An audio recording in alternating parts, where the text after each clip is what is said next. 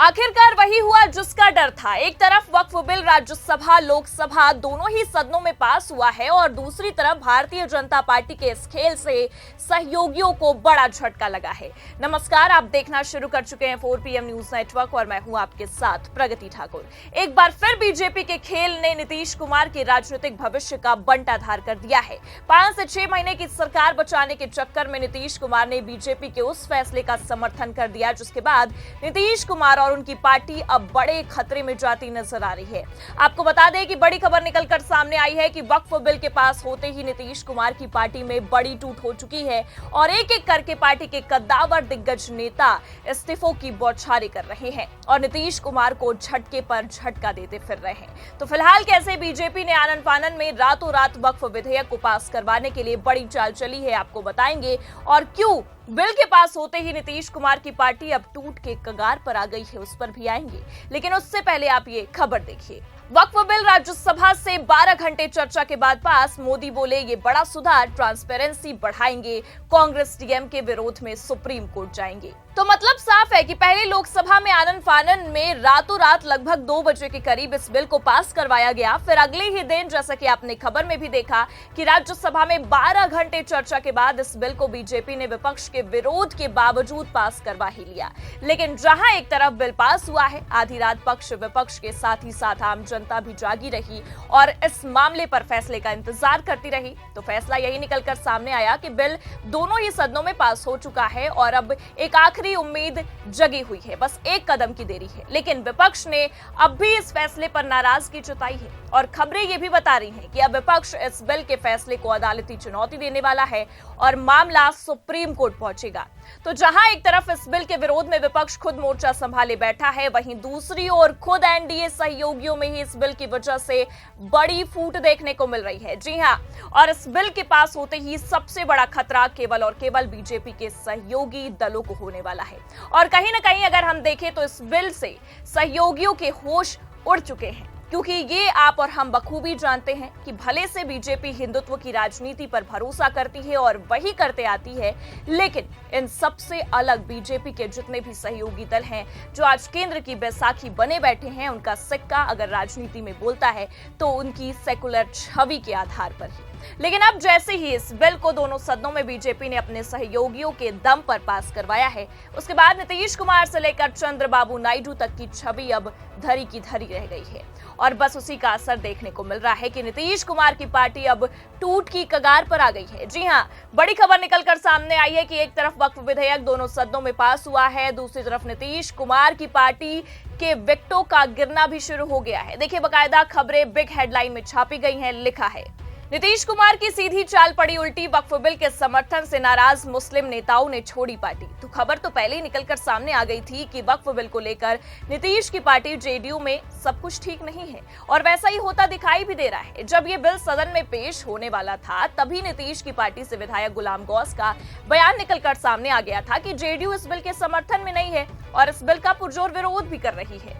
बयान निकलकर सामने आया, देखिए लिखा भी है, गुलाम गौस ने कहा, हमारा प्रधानमंत्री से आग्रह होगा आप इस बिल को वापस ले। इसके पहले भी आपने किसान बिल को वापस लिया था, लेकिन सबसे पहले बहुत आंदोलन चला, बहुत संघर्ष हुआ, कई लोग हताहत भी हुए, वो नौबत नहीं आनी चाहिए। तो जेडीयू नेताओं के विरोध के बावजूद भी अब सदन में नीतीश कुमार की पार्टी के सांसदों ने इस बिल का समर्थन कर दिया है और बिल पास हो चुका है। लोकसभा राज्यसभा दोनों ही सदनों पर अगर हम देखें तो वही तस्वीरें निकलकर सामने आई। लेकिन बेचारे नीतीश कुमार ये कहां समझ पाए थे कि 12 सांसदों के चक्कर में अच्छे खासे संख्या में मौजूद विधायकों से हाथ धोना पड़ सकता है और जैसे ही बिल पास होगा, एक एक करके विकेट गिरता चला जाएगा। देखिए, बाकायदा खबरें भी हमारे पास मौजूद है। लिखा हुआ है, वक्फ मुद्दे पर जेडीयू में उथल पुथल, सीएम नीतीश कुमार के रुख से नाराज 2 दिग्गज नेताओं ने दिया इस्तीफा।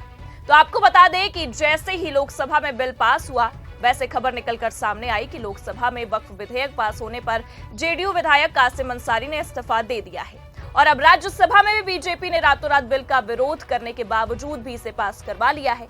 तो मामला और भी पेचीदा होता नजर आ रहा है और खबरें ये साफ दिखा रही हैं कि नीतीश कुमार की पार्टी खत्म होने की कगार पर आ चुकी है। एबीपी की खबर देखिए आप, उसमें भी लिखा हुआ है, नीतीश कुमार को झटके पर झटका, जेडीयू से तीसरा विकेट गिरा, अब इस नेता ने दिया इस्तीफा। तो मतलब साफ साफ आप देख सकते हैं कि एक नहीं बल्कि दो नहीं 3 कद्दावर नेताओं ने इस्तीफा दिया है। बेचारे नीतीश कुमार कुछ महीनों की सरकार चलाने और बचाने के चक्कर में अपने राजनीतिक भविष्य का ही बेड़ा गर्क करके चले गए। वैसे भी अगर हम देखें तो इस बिल ने नीतीश कुमार का अच्छा खासा वोट बैंक खा लिया, या कह सकते हैं कि खत्म कर दिया, और अब खुद नीतीश कुमार के नेता भी साथ छोड़ते चले जा रहे हैं। मतलब साफ है कि बीजेपी का समर्थन कर नीतीश बाबू ने अपने ही पैर पर कुल्हाड़ी जरूर मार ली है, और इस बार ये कुल्हाड़ी नीतीश के साथ ही साथ उनकी पार्टी को भी खत्म करने वाली है। देखिए आगे खबर में लिखा भी हुआ है, मुख्यमंत्री नीतीश कुमार की पार्टी को जेडीयू से जुड़े नेता झटके पर झटका दे रहे हैं। वक्फ संशोधन विधेयक लोकसभा के बाद राज्यसभा में भी पास हो गया है। इसी बीच जेडीयू में इस्तीफे का दौर भी शुरू हो गया है। मुख्यमंत्री नीतीश कुमार को ऐसा लग रहा है कि कमजोर करने की कोशिश की जा रही है। भले ही इस्तीफा देने वाले छोटे स्तर के नेता हों, लेकिन वे पार्टी में किसी न किसी पद से जुड़े हुए थे। अब जेडीयू के अल्पसंख्यक विभाग के प्रदेश महासचिव मोहम्मद तबरेज सिद्दीकी अलीग ने पार्टी से इस्तीफा दिया है। इससे पहले आपको बता दें कि खबर यह निकलकर सामने आई थी कि गुरुवार को पार्टी के मुस्लिम विधायक और वरिष्ठ नेता डॉक्टर मोहम्मद कासिम अंसारी ने पार्टी से इस्तीफा दे दिया। उन्होंने लोकसभा में पार्टी के कदम का विरोध किया था। फिर जब राज्यसभा में बिल को कैसे भी पास करवाया गया तो खबर यह निकलकर सामने आई कि मोहम्मद शाहनवाज मलिक ने अपने पद से इस्तीफा दे दिया है। अब ये दो कद्दावर नेताओं के इस्तीफे के बाद बड़ी खबर यह निकलकर सामने आई कि नीतीश कुमार का तीसरा विकेट भी गिर चुका है। मोहम्मद तबरेज सिद्दीकी अलीग ने भी अपने इन दोनों नेताओं की तरह पार्टी से इस्तीफा दे दिया है और नीतीश कुमार को अपना त्याग पत्र तक सौंप दिया है। देखिए खबर में लिखा भी है, तबरेज सिद्दीकी अलीग ने त्याग पत्र में लिखा है, जिस मुस्लिम समाज ने बीते 19 वर्षों से पार्टी का समर्थन किया, उन्हीं के खिलाफ इस प्रकार का निर्णय लिया गया। ये कृत्य उन लाखों समर्थकों के विश्वास के साथ विश्वासघात है जिन्होंने आपको बार बार मुख्यमंत्री पद तक पहुंचाया। इस परिस्थिति में मेरी अंतरात्मा मुझे जनता दल यूनाइटेड में बने रहने की अनुमति नहीं देती है। अंततः मैं पार्टी की प्राथमिकी सदस्यता से और अपने सभी दायित्वों से तत्काल प्रभाव से त्याग पत्र दे रहा हूं। मतलब आप देख सकते हैं कि जिस तरह से नीतीश कुमार ने इस बिल को लेकर बीजेपी का समर्थन किया है, उनकी पार्टी में ही बड़ी टूट देखने को मिल रही है, और ये टूट आने वाले समय में नीतीश कुमार के लिए घातक भी साबित हो सकती है, क्योंकि इसी साल के आखिरी में विधानसभा का चुनाव भी होने वाला है। ऐसे में आपको क्या लगता है, इस बिल का और जेडीयू नेताओं के इस्तीफे का चुनाव पर क्या असर पड़ेगा? क्या इस बार नीतीश कुमार के हाथों से बिहार की सत्ता खिसक जाएगी? अपनी राय कमेंट करके जरूर बताइए। खबर कैसी लगी लाइक और शेयर जरूर करें। चैनल पर नए हैं तो सब्सक्राइब और ज्वाइन करना भी ना भूलें। देखते रहिए 4PM न्यूज नेटवर्क। नमस्कार।